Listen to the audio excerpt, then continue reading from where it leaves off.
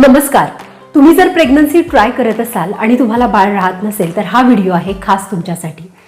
याच्यामध्ये मी तुम्हाला काही कॉमन चुका सांगणार आहे किंवा काही दुर्लक्षित असलेल्या गोष्टी सांगणार आहेत. या कदाचित तुमच्याकडून राहिल्या असतील आणि प्रेग्नन्सी राहत नसेल तर हा व्हिडिओ शेवटपर्यंत बघा. आणि हा व्हिडिओ स्त्री आणि पुरुषांसाठी दोघांसाठीही कॉमन आहे. पहिली गोष्ट तुमचा आहार अतिशय संतुलित असणं गरजेचं आहे. आज मी तुम्हाला 3 गोष्टी सांगणार आहे. त्यातली पहिली गोष्ट म्हणजे डाळिंब. डाळिंब स्त्री आणि पुरुष या दोघांचीही फर्टिलिटी बूस्ट करते. त्याचप्रमाणे अक्रोड सुद्धा अंड्याची आणि शुक्राणूंची गुणवत्ता वाढवतात. तसेच टोमॅटो सूप एका UK बेस्ड स्टडीमध्ये हे प्रूव्ह झालेलं आहे की शिजवलेल्या टोमॅटोंमध्ये लायकोपिन नावाचं स्ट्रॉंग पॉवरफुल अँटीऑक्सिडंट असतं जे फर्टिलिटी बूस्ट करतं. हे तुम्हाला इन्क्लूड करणं खूप गरजेचं आहे. चौथी गोष्ट म्हणजे सगळ्यात इग्नोर्ड कारण हे म्हणजे स्ट्रेस.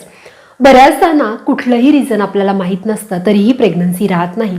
तर याच्या मागे स्ट्रेस हा खूप मोठा फॅक्टर आहे जो दुर्लक्षित केला जाऊ शकतो. म्हणूनच जर तुम्हाला प्रेग्नन्सी राहत नसेल, कुठलंही कारण नसेल किंवा असेलही तरी देखील दररोज फक्त 5 मिनिटं ध्यानधारणा करणं म्हणजे मेडिटेशन करणं हे खूप गरजेचं आहे. त्यामुळे संप्रेरक आपली संतुलित होतात, हॉर्मोनल बॅलन्स होतो, ऑक्सिडेटिव्ह स्ट्रेस आपला कमी होतो आणि आपल्याला इनडायरेक्टली प्रेग्नन्सी राहायला मदत होते. आता स्त्रियांसाठी सुप्तबद्ध कोणासन, बटरफ्लाय पोज, विपरीत करणी आसन, आताचं न्यू व्हेरिएशन म्हणजे leg up the wall position आणि तुम्ही याच्यामध्ये सेतुबंधासन सुद्धा ऍड करू शकता. त्याचप्रमाणे सूर्यनमस्कार स्त्री आणि पुरुष दोघांचीही फर्टिलिटी त्याचबरोबर लवचिकता वाढवण्यासाठी देखील खूप गरजेचे आहे. आपल्याकडे ना वंध्यत्वाला एक दोष म्हणून समाजाकडून बघितलं जातं आणि हा दोष ट्रीटमेंटनेच निवारण केला जाऊ शकतो अशी आपली आणि समाजाची ही टेंडन्सी आता झालेली आहे. कारण वंध्यत्वाचं प्रमाणही तितकंच वाढलंय आणि ट्रीटमेंट घेणाऱ्यांचंही प्रमाण तितकंच वाढलेलं आहे.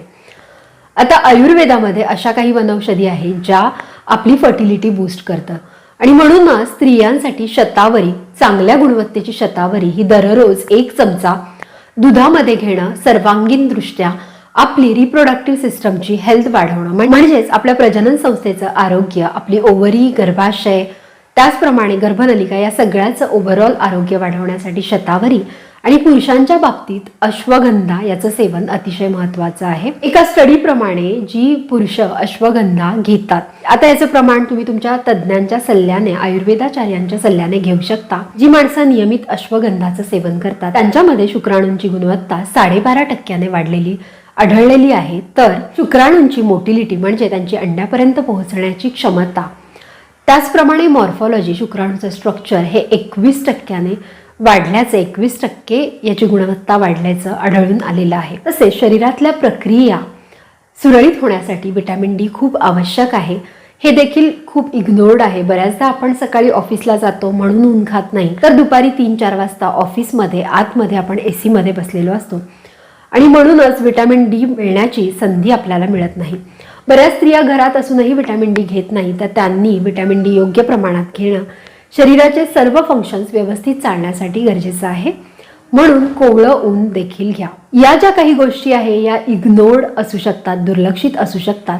म्हणून या गोष्टी तुम्ही तुमच्या लाईफस्टाईलमध्ये इन्क्लूड करा आणि याचा नक्कीच तुम्हाला 100% तुमची रिप्रोडक्टिव्ह हेल्थ वाढवण्यासाठी फायदा होईल. व्हिडिओ आवडला असेल तर लाईक करा, शेअर करा आणि नॉलेज बास्केट इंडियाला फॉलो करा. थँक्यू.